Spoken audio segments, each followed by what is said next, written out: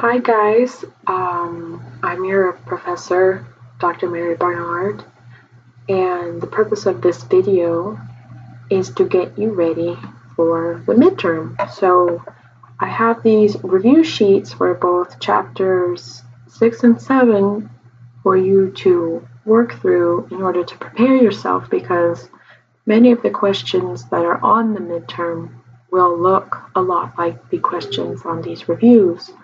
I plan on posting these review sheets shortly after I post the video. So let's just get started. So as you know, chapter 6, the theme of chapter 6 was la naturaleza, right? So we're going to start with vocabulario. Here we're going to choose the word that of the four does not fit with the rest. We have desierto, cordillera, montaña, húmedo. So when you have questions like this, you know that it's easiest to put them into groups. So you can already say that montaña, cordillera, desierto are kind of geographical kind of places, but húmedo is not. Húmedo means, if I can get it up, means humid. Okay. Again, for number 2, trueno, relámpago, seco, tormenta. These three, tormenta, relámpago, trueno, have to do with storms. But seco means dry. Therefore, it is the one that doesn't fit. Number 3, paisaje, conejo, serpiente, rana. As you see, these three right here are animals, but paisaje means landscape. Number 4, terremoto, combustible, inundación, huracán. These three right here, huracán, inundación, terremoto, are natural disasters. So the one that does not fit is combustible. Number 5, agotar, destruir, resolver, desaparecer. Now this one's a little bit more subtle, but you can tell by the type of words they are. These are kind of negative verbs. Agotar, destruir, desaparecer. They have to do with things from nature or our natural resources disappearing, being destroyed, or running out. So resolver means to resolve. So this one does not fit. Número 6, prevenir, proteger, conservar, amenazar. Here we have prevent, protect, conserve, so this is threaten, so this does not fit because it is negative. These are pretty positive. Moving on, when we have to choose between the indicative and the subjunctive, there are certain words that you will have learned in this chapter that kind of trigger the subjunctive. Okay, one of those words or phrases are these adverbial clauses like tan pronto como, siempre que, sin que. They will trigger the subjunctive in the next clause. So here's the verb. We have to put this verb in the subjunctive because this triggers the subjunctive, we need to put this in the subjunctive. So that would be what? Empecemos, right? Whenever you make it in the subjunctive, you kind of flip the AR and ER. So AR verbs will act like ER verbs, and ER and IR verbs will act like AR verbs. But when you do that with a Z, when you have a ZAR verb, that Z will become a C. And that's really just to preserve the pronunciation of the word. So empecemos. Aquí vamos a subrayar eso. Listo. Número 2. Debemos conservar energía para que los recursos no blank. And we have the verb agotarse. Again, para que is one of those adverbial clauses that is going to, is it adverbial? Well, anyway, one of these clauses with prepositions. I would call it more of a prepositional clause that's going to trigger the subjunctive in the next clause. So if this is our verb, agotarse, and we know that AR verbs are going to act like ER verbs when we conjugate them in the subjunctive, it's going to be no se agote. So not all of these will be in the subjunctive, but a good portion of them will be. So I would review the sections from chapter 6 that address the subjunctive, which are, let me see, 6.2 adverbial clauses and 6.3. I think we go into that later. Okay, I'm getting ahead of myself. Okay, so number 3. Mientras la gente blank seguir usando vasos y platos desechables, el problema de la basura no se va a resolver. So here, mientras is going to be one of those adverbial kind of clauses that will trigger the subjunctive. So la gente is always conjugated in the singular. It's not like in English where we conjugate people as plural. In Spanish, you always conjugate people when you're talking about a group of people. You conjugate that in the singular. Now, the key to using these adverbial clauses is that you're going to use the subjunctive in the next clause when you're speaking about things or events that are going to happen in the future, or their happening depends on something else. You're not really going to use it when you're talking about things that are habits or necessarily in the past. So think about this is kind of a hypothetical kind of subjunctive, hypothetical future kind of subjunctive. Okay? Número 4. Cuando los carros híbridos blank salir al mercado costaban mucho dinero, right? So here's one of those words that can theoretically trigger the subjunctive in the next clause. But look, right here, we have the imperfect tense. So we're speaking about it in the past. So there's no need for subjunctive here if you're speaking about something that has already happened and it's done.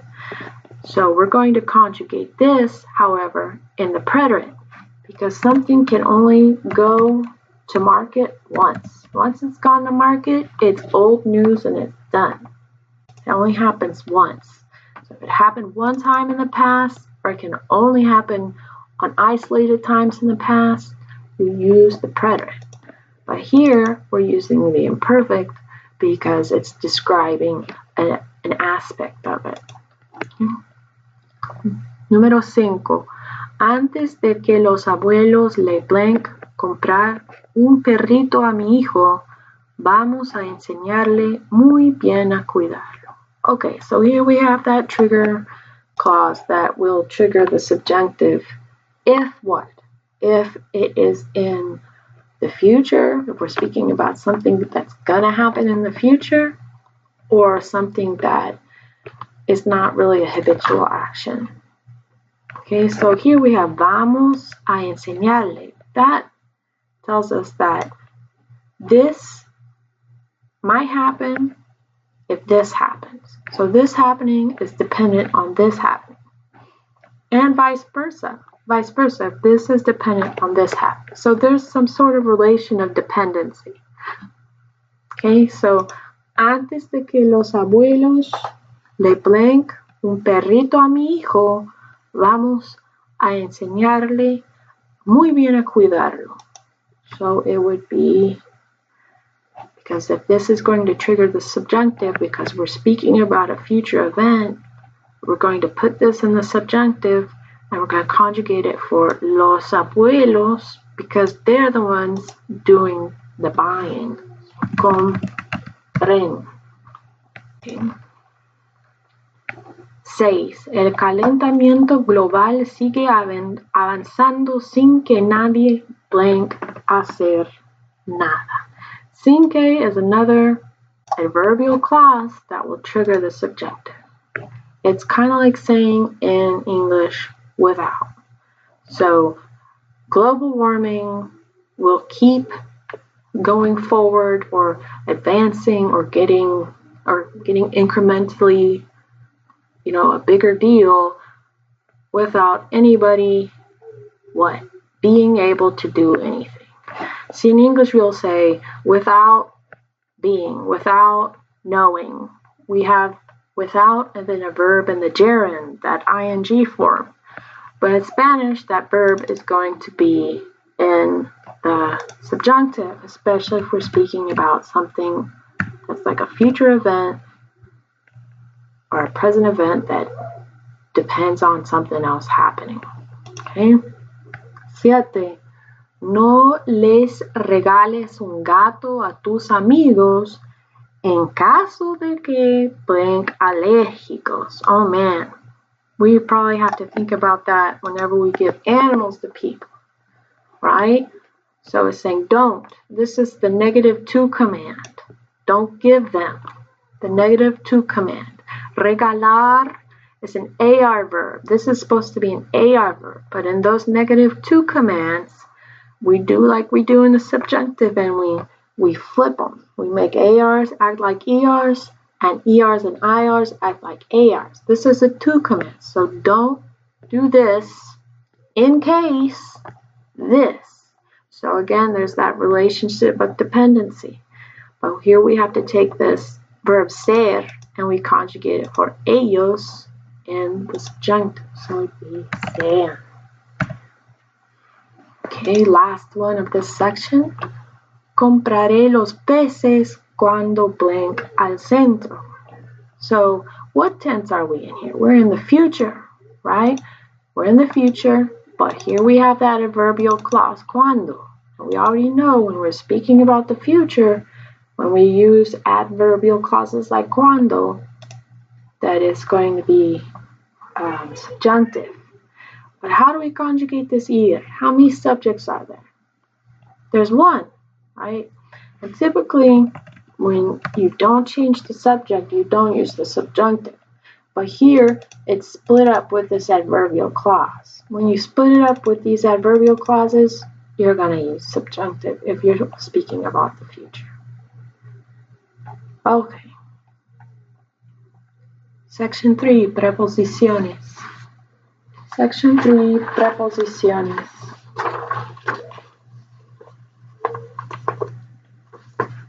Okay, so this should not be really tricky. Here we just fill in the blanks with the stuff that's the most logical. So we have a couple dialogues here. Perdona que te escriba en lugar de hablar blank personalmente. Right? So here, this phrase is being directed to a they. To a they, which you know is second person singular. So perdona que te escriba en lugar de hablar blank personalmente. To what? To speak to you, with you. Let's say with you. Let's put contigo. Contigo. Personalmente. Cuando vengo, blank a. I already answered it for you. Blank tu casa. So when you come to your house, siento que tienes una actitud negativa hacia is like toward. You have a negative attitude toward me. Have a tendency to answer these questions as I'm saying them. No quieres hablar. You don't want to speak with me. Alright? You speak to me or with me, but in Spanish it's always with me. Blank Lo que yo te aprecio. This is kind of like one of those exasperated expressions. Con, with how much I appreciate you. Giving the person a guilt trip there.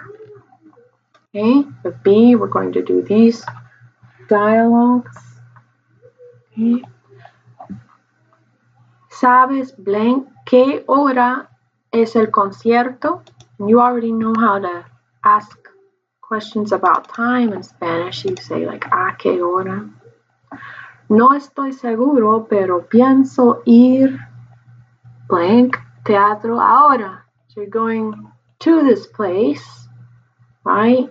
So you're going to use that a, but you also have to have the article, the definite article, el. And as you know, when you have a plus el, it becomes al in Spanish. I'm doing my best here. This is the first video like this I've ever done, so excuse the production value. ¿Quieres blank acompañarme? Do we really need anything here? No. Because this is a complete sentence the way it is. Do you want to accompany me? Nothing needed. So we're going to put a big fat X. My daughter speaking through the door. Okay, so 4. Un mundo mejor. Piensa en las cosas que tú puedes hacer para proteger el medio ambiente. Escribe 6 oraciones combinando elementos de las 2 columnas para decir qué harás y qué no harás. Usa el futuro. So this comes from that chapter 6, section 1, in which you learn the future. And the future tense is a pretty easy tense to remember. You just add the conjugation on the end. So with this is wide open, but you will have to write sentences on the test. Okay, so there are a few sentences you will have to write on the tense that will use the future. So let's just go through a few. The most important thing is that you know how to conjugate these verbs right here in the future. So let's just run through them. Conservaré. Okay, that's one. Contaminaré. Now I don't know if I want to say that because I'm supposed to be protecting the environment, so I'd probably say no contaminaré. Okay. So cuidar means to take care of, so yeah. I think I'm going to take care of stuff. Destruir means to destroy. So if I want to take care of the environment, I'm going to say no destruiré. I'm not going to do it. Malgastar means you use something, you spend something, or you use up something poorly. So if I want to protect the environment, I would say, or you waste it. It takes me a while sometimes to find it. I know the meaning, but no malgastaré. I'm not going to waste it. I'm not going to use it poorly. Okay, and then 6, let's say proteger. Yeah, I want to protect the environment. So protegeré.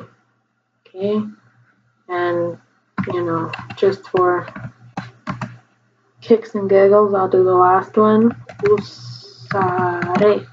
And then you can just fill in those verbs with some of the stuff. So conserve what? Conserve water? Yeah, that sounds reasonable for protecting the environment.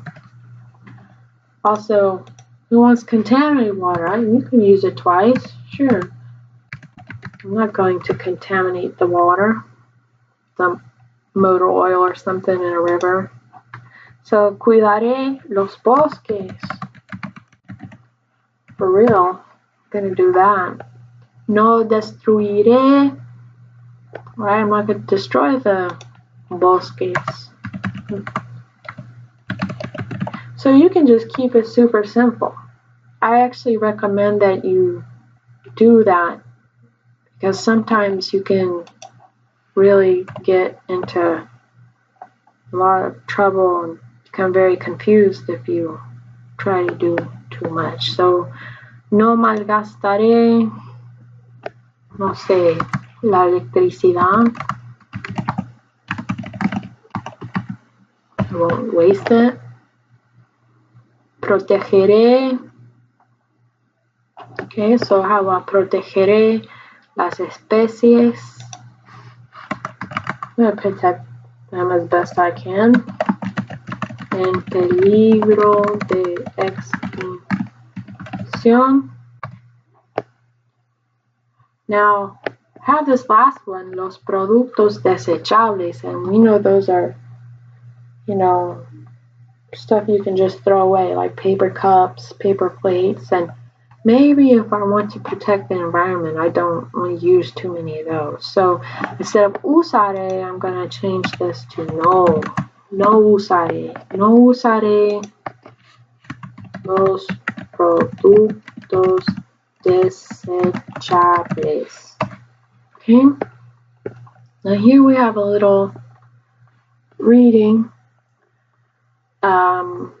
The readings are going to draw from the vocabulary of the chapters, and usually you'll have to write 5 sentences in response to whatever prompt this is. This has to do with humans causing damage to the environment, right? Either they cause damage or they help it. Give your opinion. And whatever your opinion is, and hey, if you have problems expressing your real opinion, just make something up as long as it's grammatically correct. I'm not grading you on your ideologies or political beliefs. I'm grading you on your use of the vocab and grammar. So just 5 simple sentences. You're probably going to use a lot of subjunctive with creo que. Boy, that doesn't look good. Creo que. No. Creo que. I believe. I don't believe. Okay, that doesn't work very well. Like, creo que los hombres causan mucho daño al medio ambiente. Okay, so the reason that this is not in the subjunctive is that whenever you express a belief you have, it's always indicative because it's something you believe, you feel that it's true. But if you don't believe it, if you have doubts, when you say no creo que, you're gonna use the subjunctive. So, no creo que los hombres puedan cambiar sus hábitos. I don't think people, humankind, men, can change their habits. I'm not being sexist there, I'm saying humankind basically with los hombres. So here I used subjunctive because here I'm expressing my doubt, right? And you can just do 5 sentences like that. You can throw in some future tense if you'd like. You could say